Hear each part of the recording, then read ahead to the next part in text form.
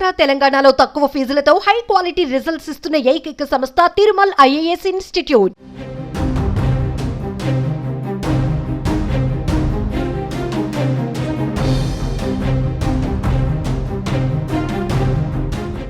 Breaking news చూస్తున్నాం. దేశంలో HMPV కేసుల సంఖ్య పెరుగుతున్నట్లుగా తెలుస్తోంది. తాజాగా మరో కేసు అయితే నమోదైంది.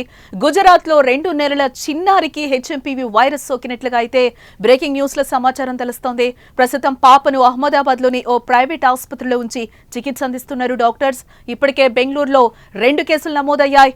3 నెలలు అలాగే 8 నెలల వయసున్న 2 చిన్నారులకు ఈ వైరస్ సోకడంతో వారు ఆసుపత్రిలో చికిత్స పొందుతున్నారు. తాజాగా గుజరాత్ లో నమోదైన కేసుతో మొత్తం దేశంలో హెచ్ఎంపీవీ కేసుల సంఖ్య 3కి చేరినట్లయింది. ఒకే రోజు 3 కేసులు నమోదవడం కూడా ఇప్పుడు కలకలం రేపుతోంది. ఎటువంటి ప్రయాణం చేయకపోయినా చిన్నారులకు హెచ్ఎంపీవీ సోకడం ప్రభుత్వం ఆందోళన వ్యక్తం చేస్తోంది. హెచ్ఎంపీవీ వ్యాప్తిని అరికట్టేందుకు చర్యలు చేపట్టారు. ఇప్పటికే కర్ణాటక ప్రభుత్వం గైడ్ లైన్స్ కూడా జారీ చేసింది.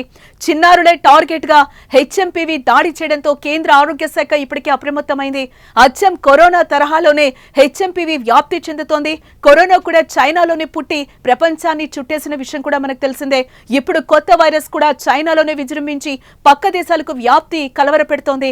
ఇది పిల్లలు, వృద్ధులు, బలహీనమైన రోగ నిరోధక శక్తి ఉన్న వ్యక్తులను వేగంగా ప్రభావితం చేస్తోంది.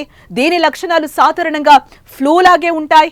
ఈ వైరస్ సోకిన వారిలో జ్వరం, గొంతు నొప్పి, దగ్గు కూడా ఉంటాయి. శ్వాస తీసుకోవడంలో ఇబ్బంది పడతారు. హెచ్ఎంపీవీ వైరస్ తీవ్రమైతే న్యూమోనియా, బ్రాంకైటిస్ వచ్చేందుకు కూడా అవకాశం లేకపోలేదు.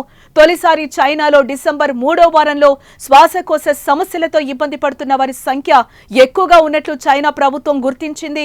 వారిలో హ్యూమన్ మెటానిమో వైరస్, రైనో వైరస్ కేసులు అధికంగా ఉన్నట్లుగా కూడా గుర్తించింది. అక్కడ ఈ ప్రభుత్వం ముఖ్యంగా 14 లోపు వయసున్న చిన్నారుల్లో ఈ వైరస్ అధికంగా ఉన్నట్లుగా కనుగొన్నారు. ప్రపంచ ఆరోగ్య సంస్థ కూడా చైనాలో పుట్టిన ఈ వైరస్ విషయంలో అప్రమత్తంగా ఉండాలని అన్ని దేశాలకు హెచ్చరికలను జారీ చేస్తోంది.